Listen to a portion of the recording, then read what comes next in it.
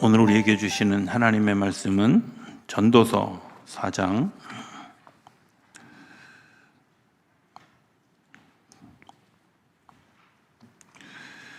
9절에서 12절까지의 말씀입니다.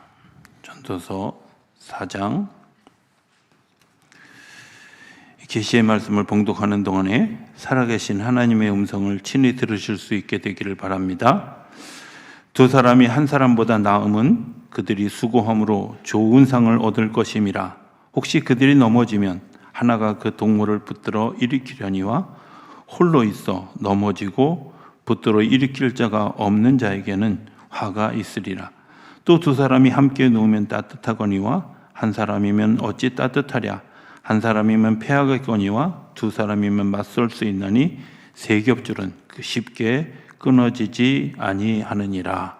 아멘. 할렐루야. 하나님 살아계십니다.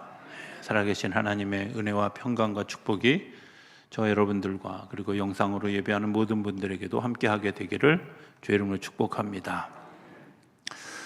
사람인자가 있습니다. 사람인자 어떻게 쓰시는지 알죠? 그 한문에 이렇게 세워진 글자 두 가지 내려오는 그런 그 학설이 있죠. 사람의 서 있는 모양이 두 다리를 이렇게 벌리고 서 있는 그런 모습을 형상화했다. 그래서 형상문자다 이렇게 이야기하는 사람들도 있고, 좀 더 철학적으로 얘기하는 분들은 반드시 누군가가 지지대가 지켜줘야 그 사람이 서 있을 수 있다 이런 의미로 해석하는 그런 해석도 있습니다. 저는 뭐 두 가지 다 동의합니다. 그 뒤에 인간이라는 말을 전부해서 더하면 그 뜻이 분명해지는데, 뒤에 간자는 사이간자죠. 사람과 사람 사이에 서로 연합되어지는 그런 일들을 통해서 사람이 세워져 가고 사람이 성장하고 그리고 하나님의 나라에 이르게 되어져 간다 이런 생각을 해보게 되죠. 사람이 어떤 때가 병들어 있는 걸까 생각해 보면 혼자 있을 때죠. 창세기에 보면 하나님이 아담이 홀로 있는 것, 독처하는 것이 좋지 못하다 그렇게 표현하면서 그 독처라는 말의 히브리어 단어는 사람이 혼자 있는 것이 어떤 정도로 위험하냐, 그 몸에서 독을 생산할 만큼 위험하다 이런 정도의 의미로 쓰여집니다. 그래서 혼자 살아가는 것 때문에, 나 홀로 있는 것 때문에, 그리고 홀로 고립되어져 있는 것 때문에 사람이 병드는데 그것이 사람을 스스로 죽일 만큼 병이 든다, 이제 이런 얘기들을 하죠. 오늘 본문에 나오는 이제 이야기들, 두 사람 또 두세 겹 이런 이야기들, 사실 생각해 보면 우리가 늘 듣는 이야기지만 마음으로 잘 이렇게 받아들여지지 않고 또 실천되어지지 않는, 또 여러 가지 환경 때문에 우리가 그 일들에 대해서 잘 인지하지 못하는 그런 시간들도 있을 거라고 생각이 되어집니다. 어찌되었든 이 말씀이 오늘 저와 여러분들에게 복이 되어지고 또 이 말씀이 실천되어진 것 때문에 하나님이 준비한 귀하고 아름다운 복이 저와 여러분 가운데 이루어지게 되기를 주의 이름으로 축복합니다. 이 말씀을 준비하면서 아주 오래된 추억 하나를 소환하게 되어졌습니다. 그것은 제가 군에 갔을 때 우리 인사과장님은 신학생은 뭐든지 다 하는 사람으로 알고 있어서 뭐 상급부대에서 뭐 지시만 내려오면 저를 불렀어요. 제가 한 번도 해본 적이 없는 웅변이라는 걸 그 당시에 해봤어요. 여러분들 뭐 겪어봐서 아시겠지만 제가 뭐 이런 거 잘 못하잖아요. 이 연사 뭐 이렇게 되어줄 줄로 외칩니다 이런 거 잘 못하잖아요, 그죠? 근데 뭐 제가 늘 설교하니까 웅변도 잘할 거다 아마 이렇게 생각해서 저한테 웅변대에 참가하라고 명령을 내렸어요. 뭐 명령이니까 해야 되잖아요. 근데 아무리 생각해봐도 제가 그건 못하겠더라고요. 그래서 야, 나는 아이디어로 승부를 해야 되겠다. 그런 마음을 가지고 그 당시 그 웅변 원고의 제목이 뭐였냐면 통일 축구팀을 만듭시다 이런 거였어요. 제주도는 골키퍼하고요, 서울특별시는 원톱 스트라이커하고 제가 온갖 축구 지식을 다 동원해 가지고요, 강원도와 경기도와 충청 남북도는 링커를 하고 뭐 어쩌고저쩌고 이러면서 제가 근데 중요한 건 뭐냐면 원고 내용은 좋았고 사람들이 공감이 갔는데 결정적인 포인트에 가서 이거 할 시간이 없는 거예요. 그래서 우리 부대에서 뽑혀서 사단대에 나가서 결국은 원고 좋다고 장려상만 받은. 근데 제가 그때 이야기하고자 했던 내용이 두 가지였어요. 하나는 통일이라는 것은 우리 모두가 다 한 마음으로 뭉쳐져야 가능한 일입니다. 연합되어져야 가능한 일입니다. 그리고 그 힘에 온 몸과 마음을 다 바쳐서 우리가 그 일들을 하지 않으면 이룰 수 없는 일들입니다. 이런 것들이요.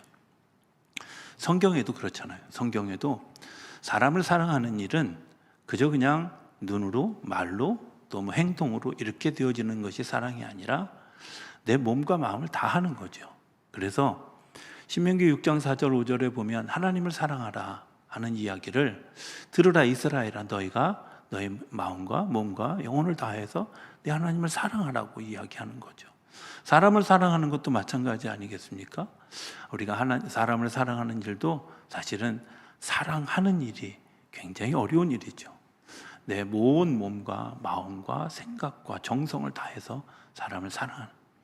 하나님이 우리를 사랑하시는데 우리가 사랑을 받아들이지 못하는 이유는 뭘까? 하나님은 그 모든 것을 다해서 우리를 사랑하시는데 우리는 그 사랑을 받을 만한 마음의 그릇이 열려 있지 않아서 그 전폭적인 사랑을 잘 느끼지 못하게 된다는 겁니다.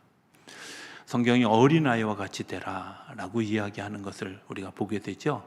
저는 어린아이가 같이 되라 여러 의미가 있지만 어린아이가 부모의 사랑을 느끼는, 엄마의 사랑을 느끼는 것처럼 그 사랑을 경험할 수 있다면 그는 이미 하나님의 나라의 사람일 수 있다, 이런 겁니다.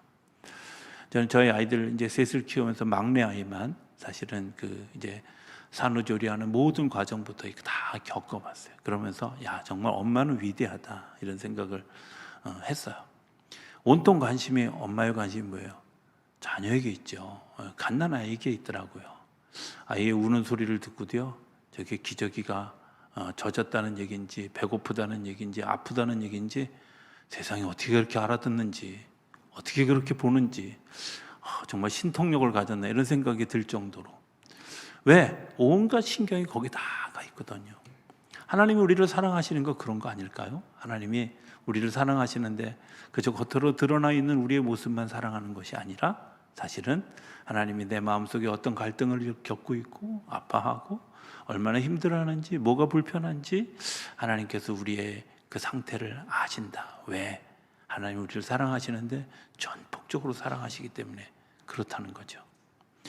그 전폭적으로 사랑하시는 하나님, 그 하나님을 이해하기 위해서 우리가 먼저 알아야 될 것 하나 있다. 그게 뭐냐면 나와 더불어 살아가는 내 이웃들이 사실은 하나님이 나에게 주신 선물이고 나와 함께 걸어가도록 허락해 주신 사람들이라는 겁니다. 오늘 성경이 이렇게 얘기하죠. 9절에 보면 두 사람이 한 사람보다 나음은 그들이 수고함으로 좋은 상을 얻을 것임이라. 여러분들, 두 사람이 한 사람보다 나은, 하나님이 두 사람을 주신 이유는 뭐냐? 그 두 사람이 같이 걸어가는 것 때문에 더 좋은 상을 누리게 하려고 하는 하나님의 계획이 숨어 있다는 거예요. 예, 더 좋은 상을. 제가 주례하면서 이런 얘기 합니다. 1 더하기 1은 2입니다. 그건 수학적인 공식입니다. 그런데 하나님의 나라의 공식은 이렇게 됩니다. 1 더하기 2, 1 더하기 1은 2인데 거기 곱하기 알파가 들어간다고. 알파는 하나님의 관여함입니다. 두 사람 사이에 하나님이 관여하시는, 우리 지난주에 올해 주제 선구처럼 두 사람이 합심하여 하나님 앞에 기도할 때 그 속에 이루어 주시는 하나님의 놀라운 역사가 그 안에 일어나면 그 숫자는 2에서 끝나는 것이 아니라 어떤 경우는 200도 되고 2000도 되고 200억도 되고 그리고 2조도 되고 뭐 이런 일들이 일어나지 않겠습니까? 한 가정을 통해서 1 더하기 1, 한 객체인 두 사람이 모여서 1 더하기 1이 2만 나타내는 것이 아니라 200도, 2000도, 2억도 만들어낼 수 있는 하나님의 은혜가 그 안에 있다. 오늘 말씀이 그런 말씀 아니겠습니까? 하나님이 두 사람이 같이 하는 것을 통해서 이런 역사, 더 좋은 상을 만들어 주시기 위한 하나님의 계획들을 이루어 가게 하신다는 거죠. 나와 내 이웃이 소중한 이유가 뭘까요? 그것은 그분들을 통해서 너와 내가 아니라 우리가 이루어져가는 하나님의 놀라운 축복의 통로가 되어진다고 하는 사실입니다. 두 번째는 이런 것들입니다. 10절에 보면 이렇게 얘기하죠. 혹시 그들이 넘어지면 하나가 그 동물을 붙들어 일으키려니와 홀로 있어 넘어지고 붙들어 일으킬 자가 없는 자에게는 화가 있으리라. 마태복음 10장에 보면 예수님이 제자들을 전도하기 위해서 파송하는 이야기가 나옵니다. 파송하는데 두 사람씩 짝을 지어서 보냈지요. 그죠? 왜 두 사람씩 짝을 지어서 보냈을까요? 뭐 여러 가지 해석이 있을 수 있습니다만은 저는 이렇게 생각합니다. 그저 그냥 말동무 같이 하라고 보낸 것이 아니라 두 사람이 협력해서 한 사람을 사랑하시는 하나님의 사랑을 보여주라고. 그래서 한 사람이 말할 때 한 사람이 귀 옆에서 기도하고 응원하고 하는 일들, 그리고 그 사람이 받아들이는 것에 대해서 같이 응원하고 기도하는 일들을 돕게 하기 위해서 하나님이 두 사람을 보내는 것은 아닐까. 제가 선교단체를 통해서 배웠던 일들은 그렇게 배웠습니다. 그래서 한 사람이 열심히 설명하면 옆에 있는 분이 옆에서 눈 뜨고 그 사람을 바라보면서 기도하는 거죠. 돕는 거죠. 그래서 그분이 정말 하나님의 사랑을 받아들일 수 있고 알 수 있는 그런 틈이 열려지기를 기도하는 마음들, 그리고 그런 것들을 통해서 이분이 이론을 설명했던 이분이 간증하는 것을 통해서 이제 그 사람이 믿고 또 받아들일 수 있도록, 느낄 수 있도록 하는 일들을 하나님이 하시기 위해서 두 사람씩 짝을 지어서 보내게 되어졌다는 거죠. 부족한 부분들을 메워줄 수도 있고요. 그리고 두 사람 중에 서로 잘하는 그런 그 은사들이 우리에게 서로에게 격려가 되어지는 그런 일들, 뭐 이런 일들이 같이 이루어지는 거죠. 그런데 이 두 사람씩이 두 사람에서 끝나지 않는다는 사실을 기억해야 된다는 겁니다. 예수님이 제자들을 파송할 때 처음에는 12명이었지만 시간이 지나 70명이 되고 120명이 되고 더 많은 제자들이 되어졌다. 나중에 사도행전의 역사를 보면 더 많은 제자들이 그들을 통해서 일어났던 것을 보게 되죠. 처음에 두 사람이 모였습니다. 두 사람씩 짝을 지어서 보냈지만 그 일들이 점점 커져가는 거죠. 오늘 나와 함께한 두 사람이 더 충실해지면 충실해질 수 있도록 충실해질 수 지는 것처럼 앞으로 그 이후에 되어질 일들이 더 아름다워진다는, 나 오늘 같이 일하는 사람들이 얼마나 행복하고 좋은 사람들인가 하는 것들입니다. 저는 목회 초기부터 제가 첫 해부터 목회하면서 같이 이제 같이 영적인 동역을 하는 그리고 친구처럼 지내는 형님 같은 목사님 한 분이 계십니다. 형님인데 친구 같은 목사님이시네요. 목사님 이제 저하고 굉장히 반대됩니다. 그분은 굉장히 키가 작고 저는 크고, 그분은 이렇게 아주 날씬한데 저는 찌고, 둘이 같이 맞는 거는 얼굴이 뭐 둘 다 잘생겼다 이 정도 외에는 별로 교집합이 없는 그런 목사님이신데요. 그 목사님 굉장히 내성적입니다. 그 당시에 저는 굉장히 활동적이고 진취적이고 이분은 굉장히 막 머물러 서서 아주 정말 돌다리들 두들겨보고 건너는 정도가 아니라 부서지나 안 부서지나 확인하고 건널 만큼 아주 신중한 분이에요. 시간이 지나면서 이제 뭐 그분이 진취적이 되어지고 뭐 저도 좀 이렇게 변해가면서 어쨌든 보면 서로 맞는 부분이 잘 없는 그런 목사님이시. 같이 은사를 경험하고도 그분은 굉장히 외적 성향이 굉장히 강한 면에 저는 내적 성향이 되게 강한 그런. 근데 이제 그 두 사람이 같이 동역을 오랫동안 이제 같이 하면서 어려울 때 같이 기도해주고 조언해주고 같이 나누는 일들을 지금까지 계속 해오고 있는데, 중요한 건 그 두 사람의 관계에서 끝나지 않는다는 거예요. 그렇게 협력하는 일들을 통해서 보니까 서로 연계되어진 또 다른 사람들과 두 사람씩 연결되어지는 일들이, 그분과 나 사이의 관계가 깊어지면 깊어질수록 주변의 영역이 더 커지더라는 거죠.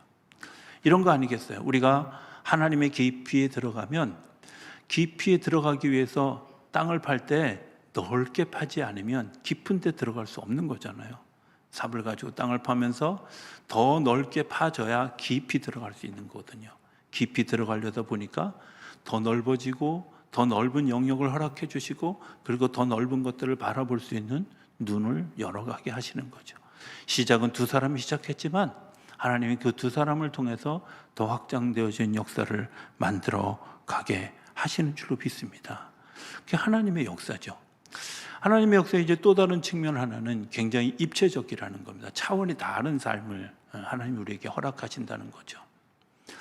우리가 생각해 보면 우리는 지금 눈앞에 보여지는 그런 그 세계 안에서 움직여지는 것들만 보고 판단하잖아요. 그런데 하나님이 만드신 세계는 그렇지 않다는 거예요. 예수님이 제자들을 파송했어요. 파송하면서 그들에게 두보로 가지지 마라, 신발 2개 가지지 마라, 그냥 가서 복음만 들고 가라, 그렇게 이야기하는 이면에는 그곳에서 준비되어진 또 다른 사람들이 너희들을 맞아들여질 것이고 그들을 통해서 준비한 일들이 있을 것이다, 이런 것들을 이미 준비해 주신 거예요. 그러니까 하나님의 영역은 내가 여기 서 있는 이 영역 안에서만 일하는 것이 아니라 아주 입체적이고 차원이 달라서 다른 공간, 다른 그 상황 속에서도 하나님이 역사하셔서 그 일들을 준비해 주신다 하는 겁니다. 태백에 가면 예수원이라는 곳이 있습니다. 예수원의 그 창시자는 대천덕 신부님인데요. 많은 사람들이 이 신부님에서 천주교 신부인 것으로 알고 있는데 사실은 성공의 신부입니다. 그리고 더 놀라운 건 그분이 사실은 장로교회 목사님이셨다는 거예요. 이분이 이제 어느 날 기도하는 중에 자기가 선교사로 나가야 되겠다라는 마음을 가지게 되어졌습니다. 그런데 선교사를 나가는데 어떤 마음을 가지게 되었냐면, 나를 후원하고 기도해 주는 사람들은 이때 물질적인 보장을 가지고 나가는 선교사가 아니라 그때그때 공급해 주시는 하나님의 역사를 경험하는 그런 일들이 일어나는 선교를 했으면 좋겠다, 이런 마음을 품었어요. 그리고 이제 당신이 속해 있는 그런 그 연합장로교회에 가서 자기의 그런 플랜을 설명하니까 이 장로교회에서는 그걸 받아들일 수가 없는 거예요. 우리가 당신이 선교지에 나가서 굶어 죽었거나 또 혹은 뭐 여러 가지 어려운 일을 당하면 우리가 책임을 져야 되는데 당신을 그렇게 오지에 보낼 수는 없습니다. 당신을 후원할 수 있는 선교사들을, 선교 후원하는 그런 사람들을 모집해 오시든지 어느 정도의 펀드를 준비하지 않으면 당신을 파송할 수 없습니다. 이런 이야기를 듣고 실망해서 이제 그 교단 사무실을 나오게 되었어요. 근데 그 길 건너편에 성공의 본부가 있었다는 거예요. 아주 신랄 같은 희망을 가지고 그 성공회 본부에 찾아가서 자기의 선교 플랜에 대해서 설명한 거죠. 근데 성공회는 우리가 그런 사람을 찾고 있었습니다. 그래서 소중의 어떤 절차를 밟고 교육을 받고 난 다음에 이제 장로교회 목사였던 대천덕 신부님이 신부로서, 성공의 신부로서 한국에 파송되어지게 된 겁니다. 보장되어져 있는 서울, 뭐 좋은 도시 이런 거다. 지금도 사실은 태백을 가는 일이 그렇게 쉬운 일이 아니고 태백에서도 한 30분 대중교통으로 들어가야 될 만큼 굉장히 오지에 그 예수원이 세워졌잖아요. 그 세워지는데 당신의 운영 원칙대로 하나님께서 공급해 주신다, 하나님께서 역사해 주신다, 하나님께서 이끌어 주신다, 이 마음을 가지고 처음에 그분의 그 쓴 그 산골짜기에서 온 이야기라는 그 책 가운데 보면 어느 교회 이제 집회를 갔다가 차비를, 뭐 요즘 같으면 이제 사례비를 좀 줬지만 그때는 차비만 줬는 그런 때였는가 봐요.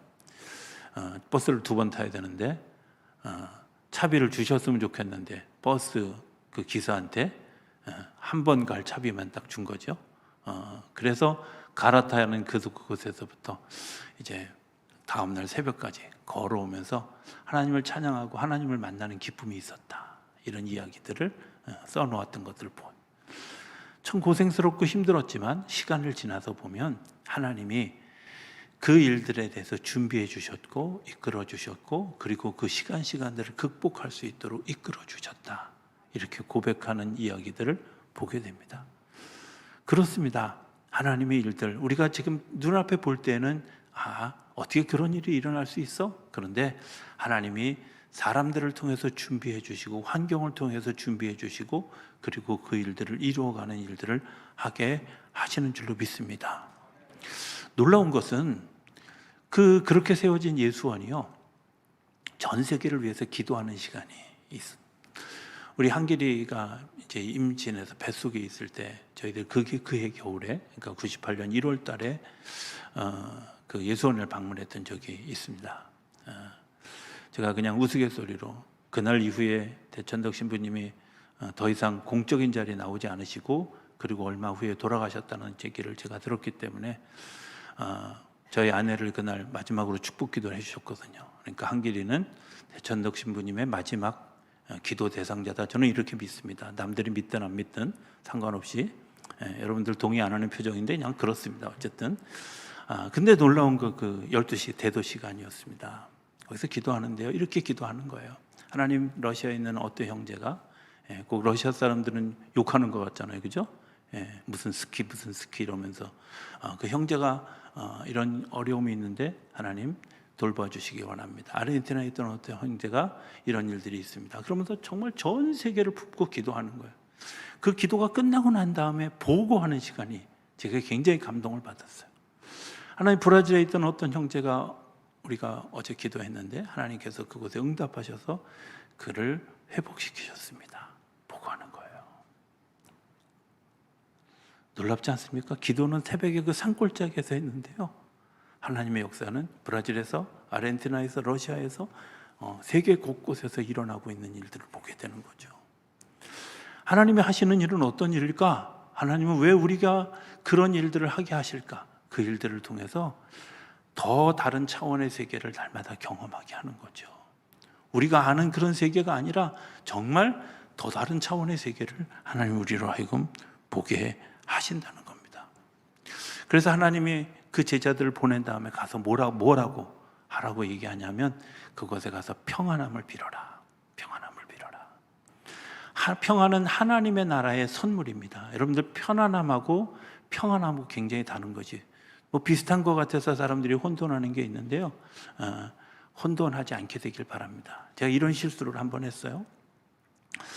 제가 초등학교 때였는데 그날따라 며칠 전에 아버님이 무슨 생각을 하셨는지 호떡하고 사오면서 칠성사이다를 사가지고 오셨어요.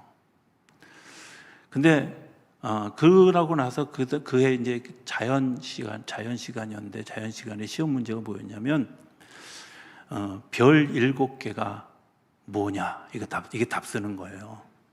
별 7개. 근데 제가 2가지 때문에 얼마나 행복했는지 몰라요. 이 답은 하나님이 계시다. 내가 엊그저께 봤잖아. 그리고 이 답은 다른 놈들은 절대 모를 거다. 딱 이렇게 생각하기다 당당하게 칠성사이다 이렇게 썼어요, 제가. 그 한 문제 틀린 것 때문에 제가 만점 못 받고 집에 가서 얼마나 야단 맞았는지, 세상에 북두칠성을 몰라서 칠성사이다라고 썼다고. 여러분들, 편안하고 평안하고 단어가 같다고 혼돈하시면 안 돼요. 편안함은요, 내가 서 있으면 앉고 싶고, 앉고 싶으면 눕고 싶고, 누우면 자고 싶고, 이게 편안함이에요. 그런데 평안함은 뭐냐? 내가 폭풍 가운데 있을 때도 내 마음이 흔들리지 않고, 시험 가운데 있을 때도 내가 안전하고, 내 마음속에 정말 하나님이 주시는 기쁨, 극복할 수 있는 능력이 있기 때문에 두려워하지 않는 거예요. 이게 평안함이에요. 근데 교회가 있잖아요, 기도할 때 점점 편안한 거 기도하잖아요. 하나님 이렇게 해주세요, 이렇게 해서 기도할 때 하나님 우리에게 제가 17평에 사는데 34평으로 늘려주세요, 이런 기도. 혹시 하나님, 제가 이렇게 기도하는데 그런 편안함을 위해서 기도하는 일들이 우리 가운데 더 많아지고 있지 않을까? 혹시 복음을 전하면서도 여러분들 이런 편안함이 있습니다라고 이야기하면서 복음을 전하는 것은 아닐까? 이런 혼돈이 들 때가 되게 많이 있죠. 하나님은 우리를 평안케 하시는 분입니다. 두려워하지 않을 이유는 하나님이 나와 함께 하시기 때문입니다. 내가 염려하지 않을 이유는 하나님이 앞서가시면서 그 일들을 해결해 주실 것이기 때문입니다. 내가 그것 때문에 두려워하거나 염려하거나 멈춰서지 말 것은 하나님이 그 앞에서 그 일들을 이끌어 가실 것을 우리가 믿기 때문이죠. 평안함은요, 하나님이 우리와 함께 계시다는 사실이 내 마음속에 아무런 염려, 아무런 그런 그 의심이 없어서 하나님이 나에게 주신 선물이에요. 그래서 복음 전하는 자들이 가서 전해야 될 것이 뭐예요? 평안할지어다, 평강이 있을지어다, 이렇게 전달하는 거죠. 요즘 그런 생각이 들어요. 영끌해서 집을 산다, 이렇게 표현하는 분들이 있어요. 청년들이 그렇게 산다고 하죠. 근데 그럴 때마다 제가 생각나는 그런 속담이 하나 있어요. 우리나라 속담에 이런 말이 있죠. 새잎 주고 집 사고 천냥 주고 이웃 산다. 들어보셨죠? 예. 못 들은 척 하지 마십시오. 다 들어봐 놓건. 새잎 주고 집 산다.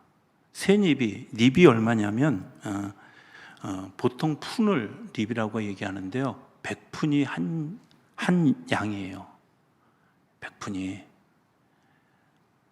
계산 어마어마하게 이제 나오죠? 네, 머리가 복잡해집니다. 어찌됐든 그냥 느끼는 느낌으로도 굉장히 단위가 다른, 그런데 내가 집을 사는 것보다 더 소중한 일이 있는데 그게 뭐냐? 내 이웃과 화평하고 이웃과 더불어 살아가는, 그 사람들을 사랑하는 일들이라는 거. 왜?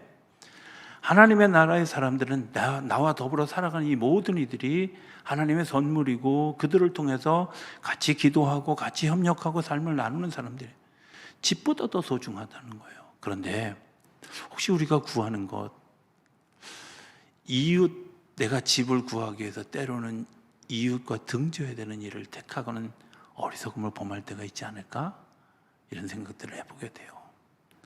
오늘 우리의 가치관이, 우리의 생각과 우리의 기도가 혹시 하나님의 원하는 것들과 별로 일치되지 않는 그런 일들을 하나님께 구하고 있는 것은 아닐까?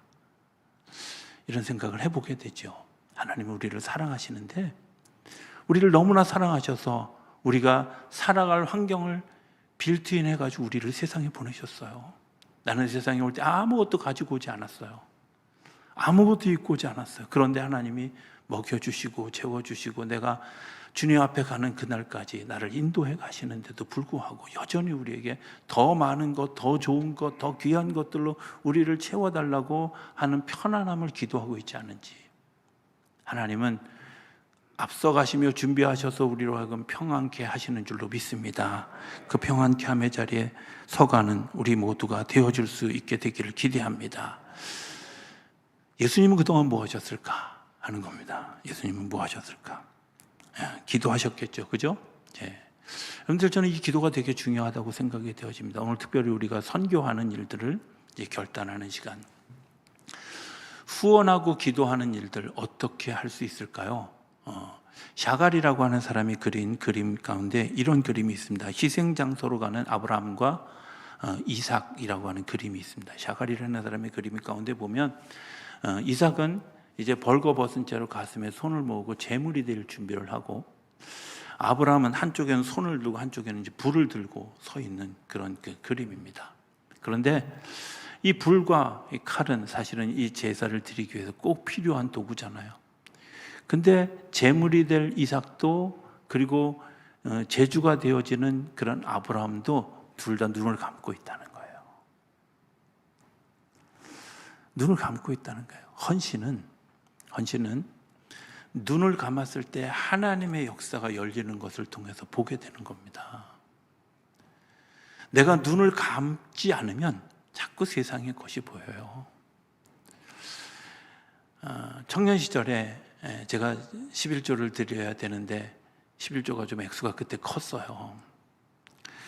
컸는데 정말 너무 아까운 거예요. 하나님 앞에 드리기가 부끄러워서. 지금은 목사가 돼서 그런 얘기하는 거 너무 창피한 일이긴 한데, 제가 성경책에요, 봉투부터도, 이게 성경책에 보통 봉투를 끼면 보이잖아. 안 보이게 잘 접어서 성경책 안에 집어넣었어요. 그 당시 베다니 교회 다닐 때였는데요. 거기 이제 헌금 바구니를 이렇게 돌리는데 제 차례가 왔는데 제가 성경책을 뒤로 슬쩍 뺐어요. 예, 안 내려고.